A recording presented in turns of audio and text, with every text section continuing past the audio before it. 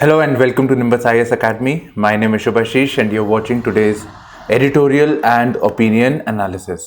आज हमारे पास दो टॉपिक्स है, बहुत लोडेड है. पहला वाला topic Ukraine and the anatomy of India's neutrality.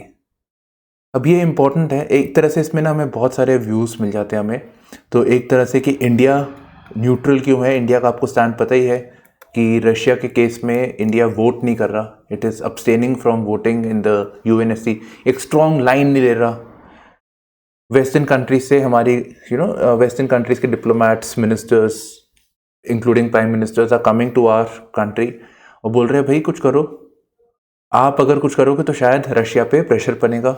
आप उनके बहुत अच्छे दोस्त हैं, सबको पता है बात, इंडिया रशिया फ्रेंडशिप. तो आप कुछ कर नहीं रहे, ठीक है. तो ये इंडिया पे प्रेशर डाल रखा है. तो यहीं पे पूछ रहा है इंडियाज एनाटॉमी, मतलब Ukraine and the anatomy of India's neutrality, कि इंडिया न्यूट्रल क्यों है. और क्या ये जस्टिफिकेशन, ये जो टारगेट किया जा रहा है बेसिकली इंडिया को कि आप सैंक्शंस, आप ऑयल लेने पे लगे हुए हो, वहाँ आप देखो कितनी तबाही हो रही है और आप ऑयल ले रहे हो, सस्ता ऑयल. तो ये सिलेक्टिव टारगेटिंग क्यों करी जा रही है, ठीक है. तो एक अब इसको ना हम ऐसे दो तरीके से देख सकते हैं. One is from the point of view of international relations, और एक हो सकता है कि इंडिया की ये जो पॉलिसी है टुवर्ड्स रशिया. एक बिल्कुल बेसिक सा सवाल कि इंडिया की जो पॉलिसी है टुवर्ड्स दी यूक्रेन, सो उससे इंडिया को क्या फ़र्क पड़ेगा, ठीक है. India US relations, US Russia relations पे क्या इफेक्ट पड़ता है. So what should be India stand. The other thing is, IR के पॉइंट ऑफ व्यू से अगर बोलूँ, the other thing is assessment of India's policy of non alignment. Same चीज़, बस जो आपका जो स्टैटिक पोर्शन है नॉन अलाइनमेंट का, India's policy of being non aligned, the thinking of Nehruvian foreign policy, उस पर्सपेक्टिव से भी आपको सोचने को हो सकता है. सो वन इज दिस. दूसरा चीज़ है इंडिया अब्सटेनिंग फ्रॉम वोटिंग. तबाही हो रखी है, बॉम्ब, वो मिसाइल हो रहे हैं, फ्लैट्स तोड़ दिए, ठीक है, इतनी किलिंग्स हुई है, मैसेकर हो रहा है वहाँ पे. तो इस पर्सपेक्टिव से is India stand ethical, international ethics के पॉइंट ऑफ व्यू से, अप्लाइड एथिक्स के पॉइंट ऑफ व्यू से, क्या ये पर्सपेक्टिव, इंडिया का जो पोजीशन है यहाँ पे of being neutral, is it ethical और नॉट. क्या पॉलिसी होनी चाहिए थी इंडिया की. तो ये भी एक चीज़ है जिस पे हम सोच सकते हैं, right. So one is from the point of view very immediate international relations के पॉइंट ऑफ व्यू से, यूक्रेन क्राइसिस हो रहा है, इंडिया के क्या इंटरेस्ट है with reference to India and Russia. you may be asked to explain the position. The other is from the point of view of non alignment. अभी भी हम नॉन अलाइनमेंट ही देख रहे हैं इंडिया की, ठीक है. India is being non aligned, India एक फिक्स पोजीशन नहीं ले रहे यहाँ पे. तो किस लेवल तक आज भी वो पॉलिसी रेलेवेंट है. The other thing is the ethical perspective. तो ये कुछ इश्यूज हम हाईलाइट करेंगे इस आर्टिकल के अंदर. The second is the free trade pact that has taken place between India and Australia.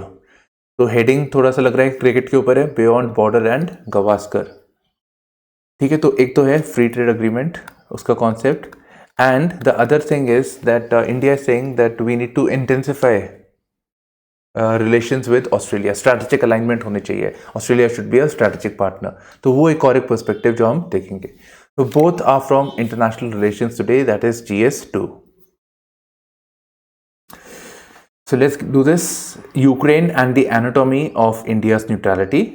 And Nehru's axiom continues to guide New Delhi's approach to conflicts, especially those involving its partners. Now what is Nehru's axiom?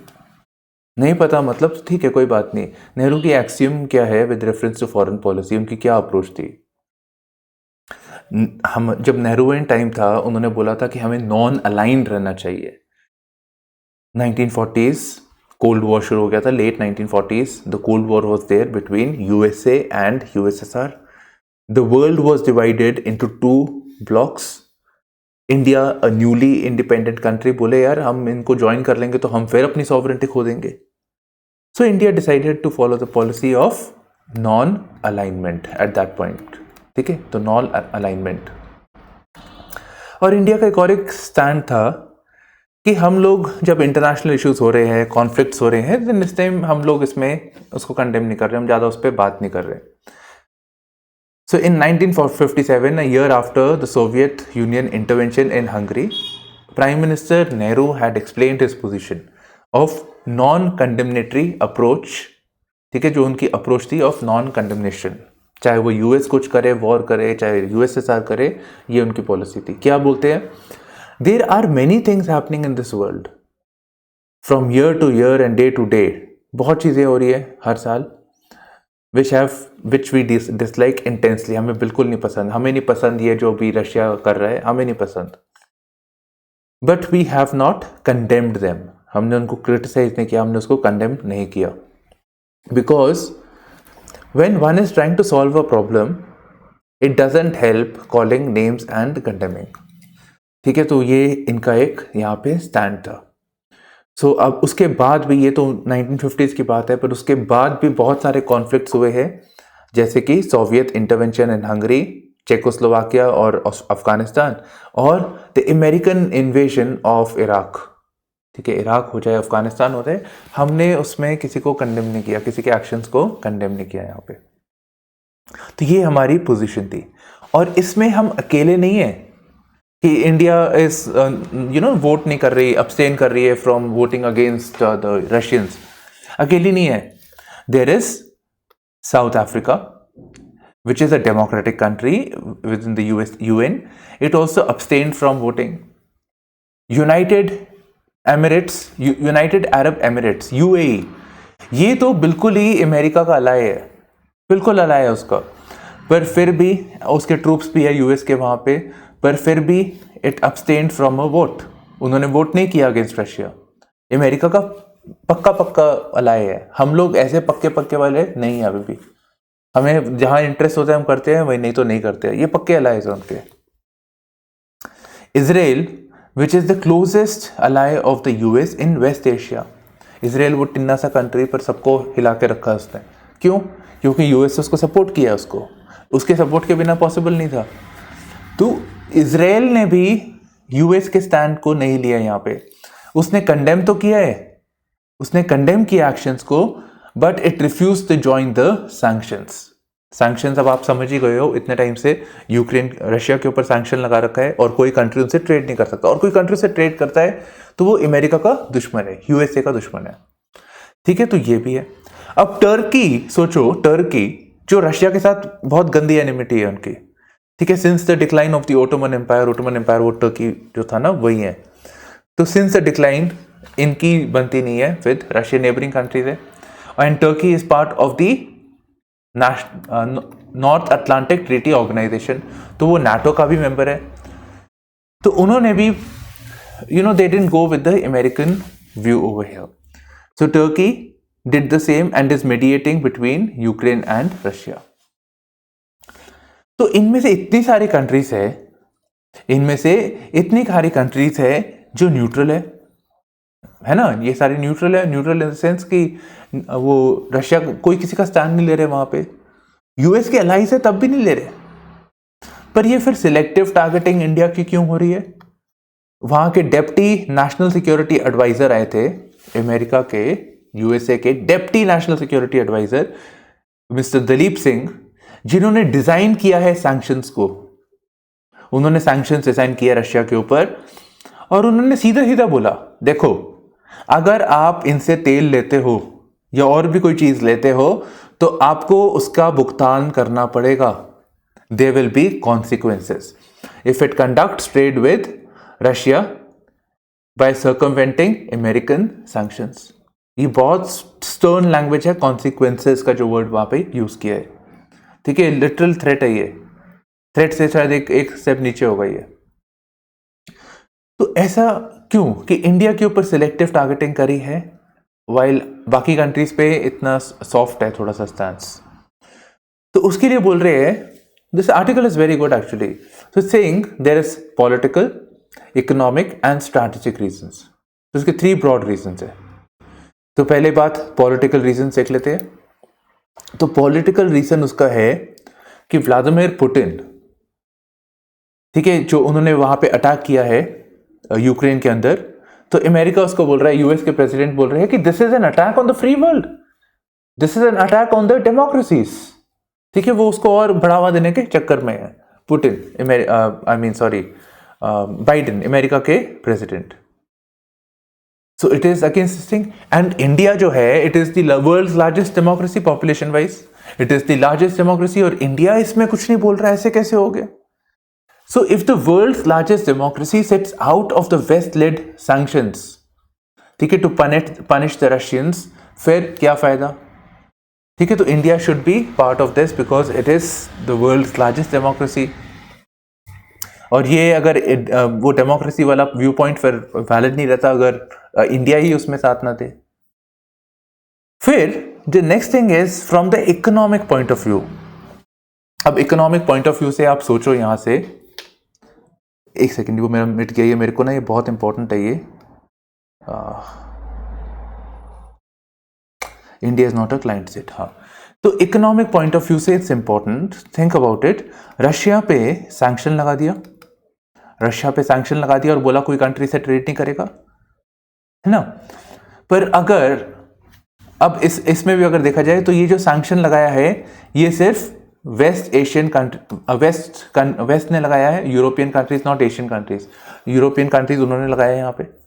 अब इसमें China बोल रहे हैं ऐसी तैसी, हम नहीं मानते सैंक्शन को, हमें कोई मतलब नहीं यहाँ पे सैंक्शन से, चाइना और यूएस की वैसे ही नहीं बनती, तो कहते हम तो करते रहेंगे उसके। और इससे क्या हो रहा है, ये तो चाइना के फेवर में आ गई, बिकॉज रशिया एंड चाइना के जो रिलेशन है वो इंटेंसिफाई हो जाते हैं, वो उन्होंने तो ऐसा ही करना था। बट तो ये वर्ल्ड की सेकेंड लार्जेस्ट इकॉनमी है, बट इफ इंडिया ऑल्सो, ये मैप में ऐसे ही है, रशिया, चाइना, इंडिया, बट अगर इंडिया जिसकी बहुत बड़ी इकॉनमी है, बहुत बड़ा स्केल है, आप डिमांड देखो इंडियंस की ऑयल के पॉइंट ऑफ व्यू से, तो उससे अगर इंडिया हम लोग ये ट्रेड करना शुरू कर देते हैं, then in that case it will naturally weaken the purpose of the sanction, purpose of the sanction. और ऊपर से सोचो, वो बोल रहे हैं कि हम डॉलर में नहीं करेंगे, ऑब्वियसली क्योंकि सैंक्शन लगा रखा है तो डॉलर कहाँ से आएगा, यूएस ने लगाया है, तो कहते हैं रूबल में कर लो, रूबल रुपी रिलेशनशिप। तो करेंसी स्वैप अग्रीमेंट, हमारे वो रशिया के फॉरेन मिनिस्टर भी आए थे तो वो बात करके गए। तो अगर रुपी रूबल में एक्सचेंज होगा इंस्टेड ऑफ डॉलर, वो इंडिया के लिए भी फायदेमंद है, क्योंकि डॉलर, रुपी और डॉलर का रेट बढ़ रहा है, स्पेशली आफ्टर द वॉर, तो रूबल की वैल्यू वैसे ही गिरी पड़ी है, तो इससे हमें बहुत फायदा होगा। ठीक है, और अगर जब इनके पास हमारे रुपीस जाएंगे, ठीक है, जब हम पेमेंट करते हैं, कुछ भी करते हैं, इनके पास हमारे रुपीस जाते हैं, तो इनको हम ही से खरीदना पड़ेगा, रुपीस और कहाँ चलता है। हाँ है, मान लो कि दूसरी कंट्रीज में, इंडोनेशिया वगैरह, रुपया चलता है वहां पे, वो सेम करेंसी थोड़ी है। सो इससे इंडिया को फायदा है, but that is a different thing is that the sanctions जो रशिया पे लाए थे कि उसको वीक करने के लिए, उसमें इकोनॉमिक प्रेशर डालने के लिए, वो डिफीट हो जाएगा। In fact Russian currency is actually getting strengthened, rouble की वैल्यू एक्चुअली बढ़ रही है इंटरनेशनल मार्केट में। Even the western European countries है, वो भी रूबल पे ही उनको खरीदना पड़ रहा है अभी ऑयल, तो रूबल की वैल्यू एक्चुअली बढ़ने लग गई। सो it is defeating the purpose, उसको तो फायदा हो रहा है वहां पे पुतिन को। तो ये तो बात नहीं बनने वाली। ठीक है, तो हमने कर लिया political and then we did the economic. अब आते हैं स्ट्रैटेजिक पर्सपेक्टिव से। स्ट्रैटेजिक क्या है? देखो, ये हर बार मिट जाता है, कोई नहीं, ठीक है। तो ये है, तो स्ट्रैटेजिकली अगर देखें यहाँ पे, सो this is the most important, मतलब ठीक है, अफगान वाला हुआ है, बहुत सारे इंसिडेंट्स हुए हैं, बट यूरोप के अंदर वॉर हुआ है bye Russia and full fledged war. 2014 में भी इन्वेजन हुआ था, पर वो इस लेवल पे नहीं था। ठीक है, so ever since the cold war this is the most important global crisis that is taking place, and maybe this will alter the geopolitics of the world. हम देख रहे हैं कि हम कह रहे थे कि रशिया तो वीक हो रहा है, रशिया तो वीक हो रहा है यहाँ पे, रशिया वो बात नहीं रही, उसमें खत्म हो गया है। पर अब जैसे ये इन्वेशन कर रहा है यहाँ पे यूक्रेन के बाद में कह रहे हैं कि नेक्स्ट स्टॉप उसका पोलैंड में हो सकता है। So it is a very significant, हो सकता है that there may be a full fledged war also between the NATO countries and Russia, who knows. तो ये है so this is a very full fledged war that is taking place, and naturally जब ऐसा intensity हो रही है तो वापस से वो ब्लॉक पॉलिटिक्स वाली बात शुरू हो रही है। तो एक स्ट्रैटेजिक डायमेंशन आ रहे हैं यहाँ पे। और इंडिया जब भी रिलेशन कर रहे थे तो इंडिया की पहले रिलेशंस रशिया के साथ बहुत अच्छे थे, ठीक है। 1970s वॉर हो रहा है, उन्होंने अपना एयरक्राफ्ट कैरियर भेज दिया और USA was not able to support Pakistan when 1971 war was taking place. तो they have been supporting us from ever since. I mean USSR था, फिर रशिया था, बट 1991 के बाद सिचुएशन चेंज हो गई after the disintegration of Russia and we started looking at USA also. The world was unipolar, तो पहले bipolar, दो पावरफुल कंट्रीज, देन यूनिपोलर। तो यूनिपोलर वर्ल्ड इस्टेब्लिश हो गया था यहाँ पे and we were looking at this. Russia भी कहता हाँ ठीक है यार, क्या कर सकते हैं अभी। रशिया वैसे चिढ़ रहा था, वो पाकिस्तान की तरफ ज़्यादा जा रहा था अभी। ओके, तो whatever we did, we were trying to balance our relations with both US and Russia.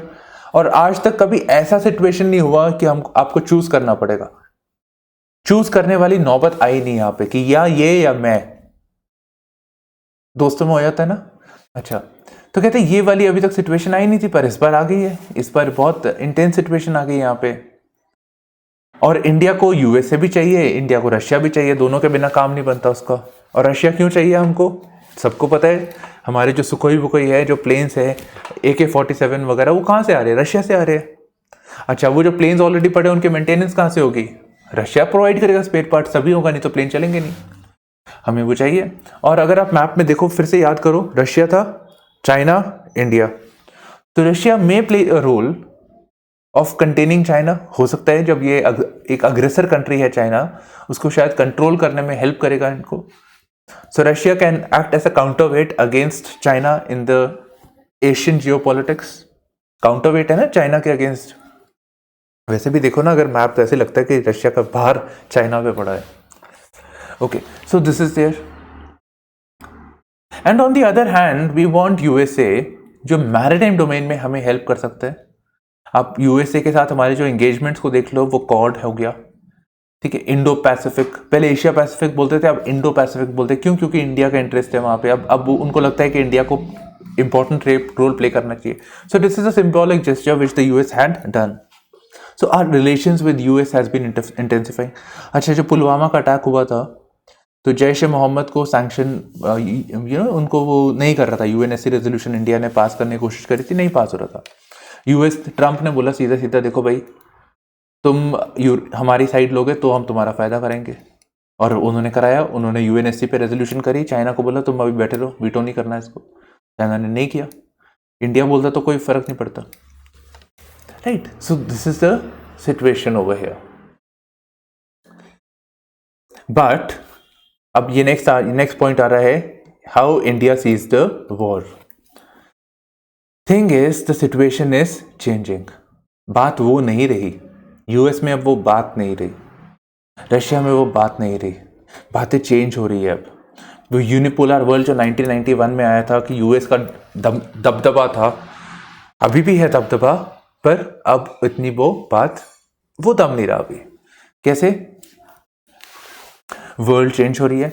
अभी सबसे इंपॉर्टेंट था, अगर आप रिसेंट टाइम्स में देखोगे, तालिबान अफगानिस्तान इन्वेजन किया था, बोला था तालिबान को हम हटाएंगे यहाँ से, बोला अभी हार गए तो वापस चले गए वहाँ से।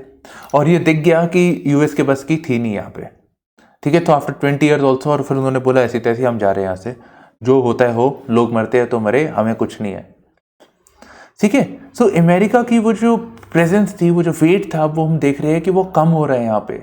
हाँ, अभी भी वो पावर है, पर उतना दम नहीं रहा उसमें। अच्छा, वो कहाँ गया वापस से? हाँ, अच्छा, ये वाली बात हो गई। तो यूएस में वो बात नहीं रही अभी।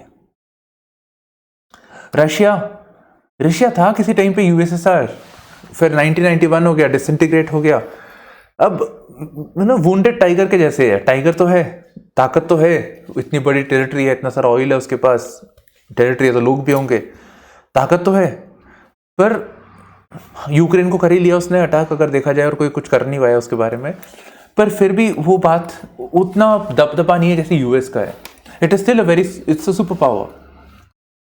ठीक है, तो यूएस है, रशिया है, और बीच में आ गया China which is an emerging super power, और उसको है कैसे भी करके मैं अपनी वर्ल्ड में प्रेजेंस बनाऊं जैसे यूएसए की है, और उसके लिए वो एक कंट्री से दूसरी कंट्री के साथ लड़ाई कर रहा है आज की डेट में, be it in the South East Asian region, be it with India, कहीं ना कहीं आप देखोगे लड़ाई करता रहता है, झगड़ेलू कंट्री है, but it is basically because it is aspiring to be a super power, है ना, so it wants to be a super power over here.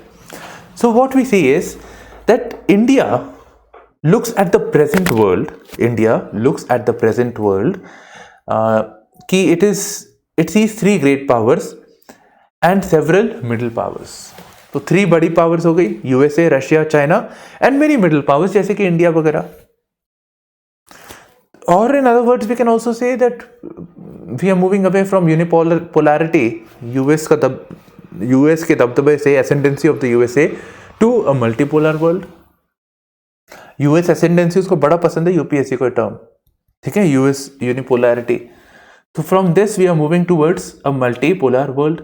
Now when you are ask a question on non-alignment, right, or India's position over here, this is something that you can add.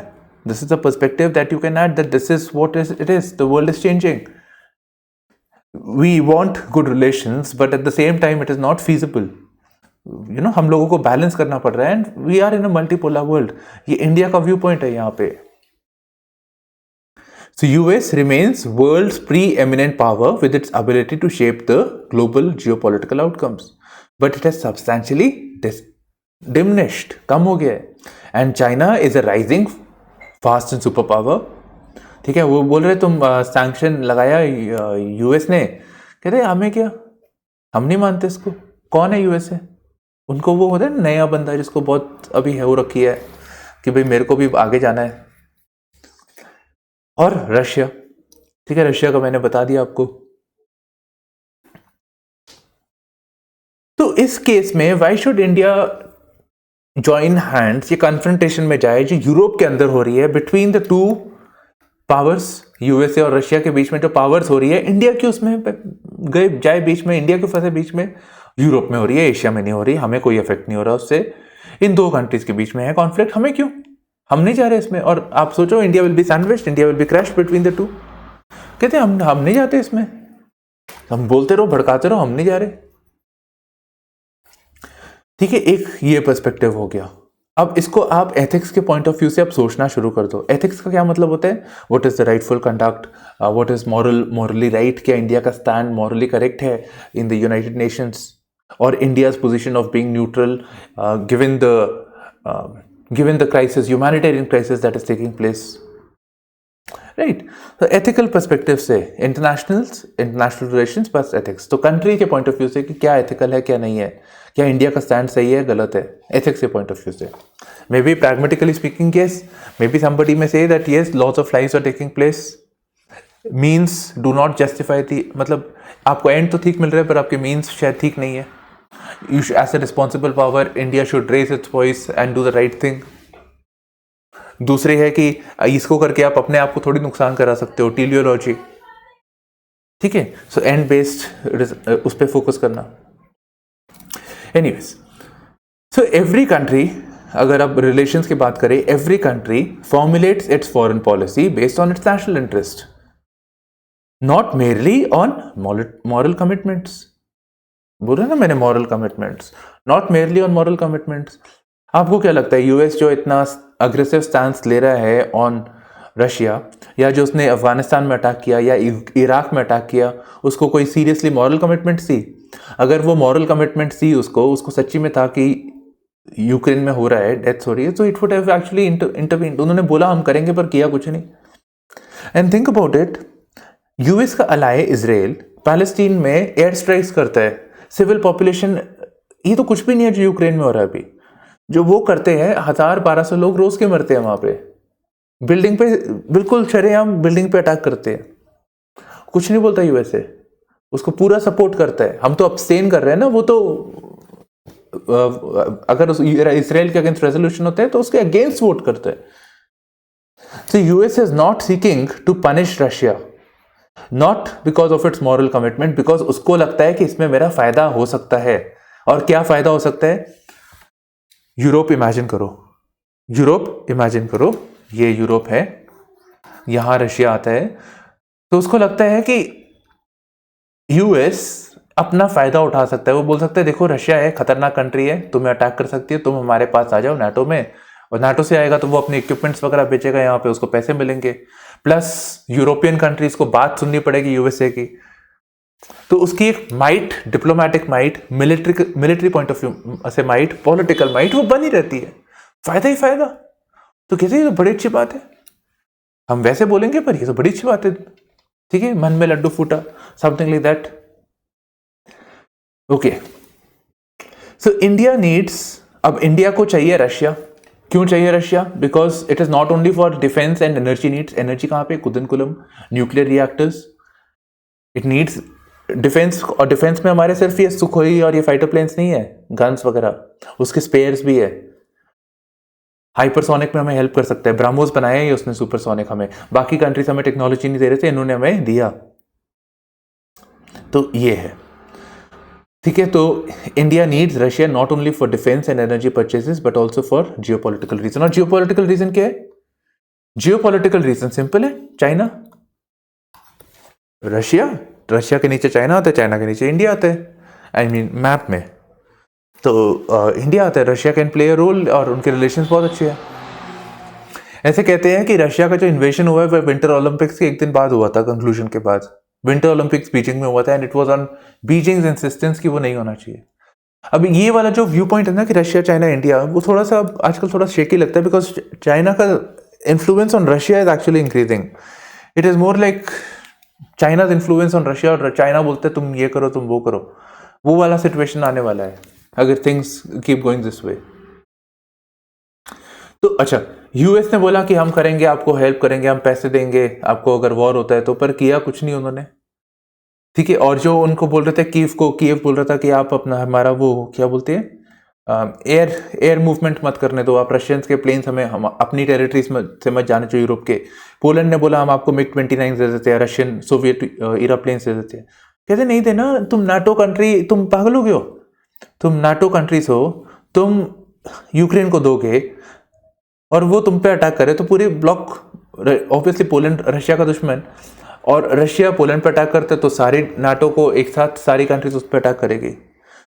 That is the doctrine of collective security. कहते हैं तुम क्या बात कर रहे हो, तुम ऐसे नहीं हो सकता। तो करने नहीं दिया उनको, बाकी कंट्रीज को भी उन्होंने करने नहीं दिया। और ऊपर से ये जो इंटरवेंशन हो रहा है, it has pushed Moscow more into the more into China. Actually China के जो पास उसने और उसको धकेल दिया यहाँ पे। और जो मॉस्को का जो ऑब्जेक्टिव था शायद वो पूरा हो जाएगा, बिकॉज मॉस्को का ऑब्जेक्टिव था कि जो प्रेसिडेंट जेलेंस्की है वो बोल रहे थे कि नाटो में हमें ज्वाइन करना है, कि हमें रशिया से खतरा है। 2014 में अटैक भी किया था। कहते हो सकता है that they will win the neutrality of Ukraine over here, ठीक है, वो मिल जाएगा और उसको और भी टेरिटरीज मिल जाएगी, तो मजे ही मजे। तो वो भी मॉस्को का भी काम हो गया। और ये लोग तो कुछ कर नहीं पाए यहाँ पे, ये आगे हमें क्या हेल्प करेंगे, है ना, आगे हमें क्या ये हेल्प करेगा, तो इससे कोई फायदा ही नहीं हमको। तो इस केस में should India align with the USA, जिसका कुछ का कुछ पता नहीं है, और अपने जो दोस्त है उनसे कट्टी कर ले? नहीं ना, बात नहीं बनती यहाँ पे। And further more, US is not part of N alliance with USA. NATO एक अलायंस है। अगर किसी ने रशिया ने नाटो के किसी भी कंट्री पे अटैक किया तो कलेक्टिवली वो करेंगे, तो अलायंस है। इंडिया ऐसा कोई अलायंस नहीं है यूएसए के साथ। इंडिया की मर्जी, अगर वो सैंक्शन करे ना करे वो अलग बात है, कि यूएस का सैंक्शन हम पे पड़ गया तो हालत खराब हो जाएगी, ठीक है। तो वो अलायंस नहीं है। And also India is not a client state. इसका क्या मतलब हुआ? क्लाइंट स्टेट एक कॉन्सेप्ट है, how do explain, Belarus, client state और पैटर्न स्टेट होते हैं। Just draw this. So there are two types of states, I mean in this relationship, pattern and other is the client. तो client मान लो कि छोटा कंट्री है, एंड पैटर्न जैसे कि रशिया हो गया, it is a pattern state. और जो छोटे ईस्टर्न यूरोपियन कंट्रीज हो गई, जैसे कि बेलारूस को वो बोल रहे हैं ना, ट्रूप्स भेजे नॉर्थ से, जो इन्वेजन हुआ है यूक्रेन में वो बेलारूस के थ्रू हुआ है। तो उसने उसको बोला देखो तो हम तुमको हेल्प करते हैं, हम तुमको अटैक नहीं करेंगे, है ना, तुमको अटैक भी नहीं किया, हम इतने अच्छे रहे आपके साथ, तो ऐसा करो आप अपने ट्रूप्स हमारी कंट्री में रहने दो और वहां से अटैक कर लो। ठीक है, हमारे ट्रूप्स वहां से जाएंगे और बैठे रहेंगे 1 लाख ट्रूप्स, और फिर अगर मन किया तो अटैक भी कर देंगे वहां से। तो बेलारूस को वॉर में धकेल दिया रशिया ने, because it was able to do it, और बेलारूस कुछ बोल नहीं पाया because it was a client state, it was dependent on the patron. For what? For security, for maybe economic assistance, for oil at cheap rate, who knows. And the same applies for Finland. एक concept ही आया था paper में, फिनलैंडाइजेशन, कि बड़ी country अगर कुछ बोलती है तो छोटी कंट्री मान ले जैसे बोलती है, हाँ हाँ, बस लड़ाई ना हो उससे। So India is not a client state, quad is not an alliance, तो इंडिया को मर्जी है वो करना चाहे नहीं करे। So India retains right to take policies based on pragmatic realism. So a neutral position anchored in strategic non-autonomy.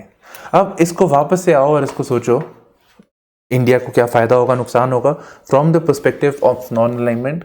Then the statement, the India view point that the world is basically 3 major powers, 3 supreme powers and several middle powers, or in other words multipolar world. And multipolar world and its significance to the emerging world order, ठीक है, तो उस lines पे। And then ethicality of India's decision of ethics, morally correct है या नहीं है, of abstaining with reference to the Russian invasion of Ukraine. I don't think I have ever explained, the article अच्छा था and it just had to be done. Beyond border Gavaskar, basically Australia India की बात करते तो cricket दिमाग में आता है, ठीक है, कहते हैं इनके भी दिमाग में क्रिकेट ही आया, तो कहते हैं it is much more than that. कैसे?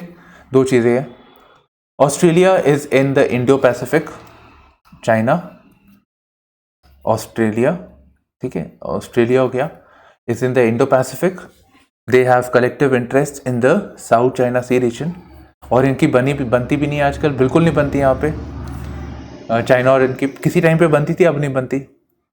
And Australia, India, Japan, USA are quad countries, ठीक है, तो इसके चलते there is growing strategic alignment between New Delhi and Canberra. Canberra is the capital of Australia, not, कोई लोग बोलते सिडनी, मेलबोर्न, नहीं, कैनबेरा है, ठीक है, तो ये है। और बात हो रही है to elevate the relationship to the level of comprehensive strategic partnership, basically intensify करना, ठीक है, जियोपॉलिटिक्स होए, ट्रेड होए, इकोनॉमिक इंटरेस्ट होए, उसमें हमें और कन्वर्जेंस होनी चाहिए हमारी दोनों कंट्रीज की, क्योंकि हमारे स्ट्रैटेजिक इंटरेस्ट है। क्या है ये? One reason, actually there are other reasons also. अब इसी के चलते, और ये बहुत सिग्निफिकेंट डेवलपमेंट है, that is a trade pact has been signed between India and Australia. और हमारा एक है कि हमारा ट्रेड पैक्ट किसी के साथ बनता नहीं है, हम जो चाहते हैं और दूसरे जो चाहते हैं कभी मैच होता नहीं है, तो ट्रेड पैक्ट होता नहीं है। We are negotiating trade pact with USA, we are negotiating with European Union, we are negotiating with, और कौन आया था, जो सारे हमारी कंट्री में आए थे, उन सबको हम अपना free trade agreement pact design करने के चक्कर में है। तो यहाँ हमारा बनता नहीं है, किसी ना किसी मुद्दे से हम कर नहीं पाते। तो यहाँ पे हमने, इंडिया और ऑस्ट्रेलिया ने 6 महीने का नेगोशिएट किया, उन्होंने कर भी दिया इसको। And there is already an early harvest programme. Early harvest की अभी पूरा फाइनल नहीं हुआ, पर हम शुरू कर रहे हैं। होता है ना, खेती में होता है, फल, वो जब बीज उग जाता है, आपका जो सीरियल्स आ जाते हैं, फिर उसको काटते हैं वहां से, अभी मेच्योर नहीं हुआ, तब भी हम कर रहे हैं उसको, क्या अभी से ही शुरू करते हैं, देरी किस बात की। ओके, ठीक है, तो अर्ली हार्वेस्ट अग्रीमेंट हमने ये कर लिया। अब मैं क्या बोल रहा था कि ये ट्रेड पैक्ट अग्रीमेंट में क्या क्या चीज़ें हैं, वो अलग बात है, अपनी जगह पे है, but how can we emulate the same, India Australia को का जो ट्रेड पैक्ट हुआ है, how can we emulate as to overcome the issues that we have while negotiating with other trade pacts like the RCEP, India EU FTA, like that, ठीक है, तो हमने यहाँ पे किया, तो वहाँ पे भी कर सकते हैं, हम यहाँ से लेसन सीख सकते हैं। तो क्या कमिटमेंट्स करिए? सो पहली बात तो it covers the gamut of economic and commercial relations including trade in goods and services, rules of origin, technical barriers to trade, मतलब किसी ना किसी की, तुम्हारा क्वालिटी नहीं ठीक, तुम्हारा ये नहीं ठीक, तो टेक्निकल बैरियर्स ऑफ ट्रेड। तो there are two barriers, one is the tariff and non tariff. ठीक है, तो ये है नॉन टैरिफ बैरियर। मतलब एक होता है ना कि आपके कंट्री में कोई चीज़ आ रही है तो टैक्स लगा दो, तो जितना ज़्यादा टैक्स होगा उतना ज़्यादा बैरियर है, उतना ज़्यादा मुश्किल होगा, कोई क्यों खरीदेगा अगर महंगी चीज़ है तो, अनलेस आईफोन है तो, है ना। और वो भी मेरे को पता है बाहर से आता है, कोई रिश्तेदार आ रहा है तो, because it's very very expensive. And the other thing is technical barrier. एक दिन यूके वालों ने बोल दिया कि तुम्हारा केला ज़्यादा राउंड है, ठीक है, तो technical barriers to trade, dispute settlements and customs procedures. तो ये सारी चीज़ें इनमें नेगोशिएट हुई है। अब बोले देखो हमारे वैसे भी तो तुम जानते ही हो हमारे रिलेशंस अच्छे होने चाहिए, ऊपर से ये ऊपर बैठा हुआ है ना, ऊपर बैठा हुआ है हमारे, टेंशन कर रहा है, हमें बढ़ाना चाहिए, एटलीस्ट हम इकोनॉमिक्स फेयर में तो करें। कहते हैं हाँ बिल्कुल बिल्कुल। तो कहते ठीक है, तो हम लोग बायलैटरल ट्रेड को 50 बिलियन तक लेके जाएंगे इन 5 years फ्रॉम 27.5 बिलियन। ठीक है, हम उसको एक्सीड करेंगे, इंप्रूव करेंगे। एंड जो हमारे टैरिफ्स है, जो हमारे जो बैरियर्स है to trade, be it tariff barrier, tariff मतलब जो ट्रेड के पॉइंट ऑफ व्यू से जो टैक्स वगैरह लगा के होते हैं, हम उसको कम करेंगे। तो ऑस्ट्रेलिया कहता है 96% जो सामान आता है इंडिया से, हम उस पर बैरियर्स को कम कर देंगे। और इंडिया ने बोला हाँ ठीक है, हम भी 85%, हम भी इससे कम नहीं, पर 85% जो आपका हमारे आ रहा है हम उसको भी बंद कर देंगे बाय वैल्यू। अब यहाँ पे एक चीज़ कंसिडर कीजिए, Australia is a developed country as against India. ठीक है, तो फर्क है, उनको एडवांटेजेस है एज कंपेयर टू अस। तो हम कर देंगे और इसको और थोड़ा इंप्रूव कर देंगे in the next 10 years to come. अब इन कंट्रीज में हमारा एक हमेशा एक दिक्कत रहती है, that is the dairy sector. आप सोचो अगर ऑस्ट्रेलिया से दूध इंडिया में एक्सपोर्ट होना शुरू हो जाए तो दूध की कीमत गिर जाएगी, सप्लाई बढ़ गई तो कीमत गिरेगी, कीमत गिरेगी तो क्या होगा, कीमत गिरेगी तो हमारे जो फार्मर्स हैं वो आप देखते हो वो दूध ना डोल दिया सारा, तो ये होगा। And this livestock sector we see this as a way of empowerment of the marginalised farmers, small and marginalised farmers. It is seen as a way of achieving inclusive growth. ज़मीन नहीं इतनी चाहिए उसके लिए। तो ये डेयरी सेक्टर वाला जो चीज़ है ये हमारे लिए बहुत सेंसिटिव मुद्दा है, ऑस्ट्रेलिया के लिए भी है। ऑस्ट्रेलिया में वो रांचेस हैं वहाँ पे, ठीक है, बड़े बड़े खेत है, वहाँ पे जानवर रखे हुए हैं, वो चलता है वहाँ पे काम उनका, अच्छा चलता है, बहुत प्रॉफिटेबल भी है as compared to us, because obviously economies of scale पे वहाँ पे काम हो रहा है, हमारे पे सब्सिस्टेंस पे काम हो रहा है वहाँ पे। ठीक है, तेरे तो डेफिनेटली डिफरेंस। और आप ये मत सोचना कि दूध तो भाई एक दिन में ख़राब हो जाता है, कल फ्रिज में नहीं रखा तो ये कहाँ से करेंगे, ये वो वाला दूध नहीं होता, ये ना सॉलिडिफाइड करते हैं इसको, solidified milk proteins, and then it is again mix with water and shared. तो मिलावट तो हमेशा ही होती है दूध में। ठीक है, तो SMP इसको ऐसे करते हैं। ठीक है, तो डेयरी वाली बात को भी उन्होंने नहीं किया, तो जो इंडिया के लिए भी ऑस्ट्रेलिया के लिए भी सिग्निफिकेंट है, एक बड़ा इशू है। एक और एक इंटरेस्टिंग चीज़ है, उन्होंने बोला कि देखो आपके लोग आते ही है ऑस्ट्रेलिया, है रहने के लिए आ जाते हैं, पढ़ने के लिए आ जाते हैं, कुछ सेटल होने के लिए आ जाते हैं, तो आप सर्विसेज भी प्रोवाइड कर रहे हो आपकी IT कंपनी से, तो कहते हैं हमारे आप आ सकते हो, बिल्कुल आ सकते हो, और जो पढ़ना चाहते हैं वो फ्रीली आए। It is a great exporter of education to India, है ना, मेजर एक्सपोर्ट है हमारा ऑस्ट्रेलिया का टू इंडिया। आगे जब हमारे वो बच्चे पढ़ते हैं वहाँ जाके तो वो एक्सपोर्ट ही तो हो रहे हैं, फॉरेन एक्सचेंज आ रहा है उनके वहाँ पे, तो उससे उनको फ़ायदा होता है।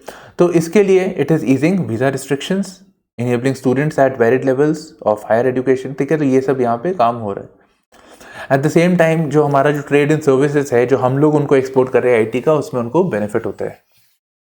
ठीक है, तो ये कुछ चीज़ें हैं यहाँ पे।